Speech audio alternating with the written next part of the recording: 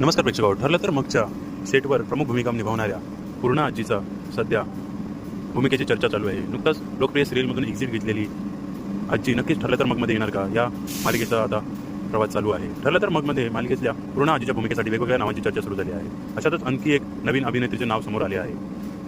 ठरलं तर मग या मालिकेचे नुकतेच 900 एपिसोड पूर्ण करून एक नवीन टप्पा गाठला। या मालिकेला प्रेक्षकांनी भरभरून प्रेम मिळत आहे। मालिकेतील प्रत्येक पात्र हे प्रेक्षकांच्या आपलीशी वाटतात, पण काही दिवसापूर्वी सर्वांची लाडकी पूर्णा आजी म्हणजेच अभिनेत्री ज्योती चांदेकर यांची अकाली एक्झिट झाली।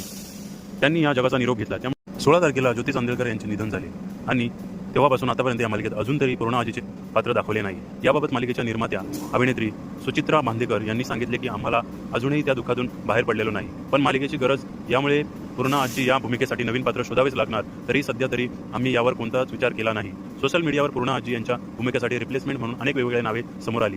त्यात रोहिणी हट्टगडी, सुहास परांजपे यासारख्या अभिनेत्रींची नावे होती। आता आणखी एक नाव समोर येत आहे। या अभिनेत्रीचे नुकतेच एक स्टार प्रवाहाच्या मालिकेत आजीची भूमिका साकारलेली। दिवसापूर्वी त्यांनी या मालिकेला निरोप दिल्यामुळे त्या आता ठरलं तर मग मध्ये दिसू शकतात असा अंदाज प्रेक्षकांकडून वर्तवला जातोय। ही अभिनेत्री म्हणजे ज्येष्ठ कलावंत स्वाती चिटणीस आहेत।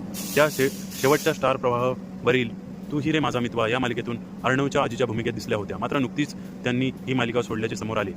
त्यानंतर आता त्या ठरलं तर मग या मालिकेच्या पूर्णा आजी म्हणून एंट्री घेऊ शकता असा अंदाज वर्तवला जातोय। या अंदाज आला बऱ्याच नेटकऱ्यांनी सहमती दर्शवली आहे। स्वाती चिटणीस या सुद्धा पूर्णा आजीच्या पात्राला न्याय देऊ शकतात असा विश्वास अनेकांना वर्तवला आहे।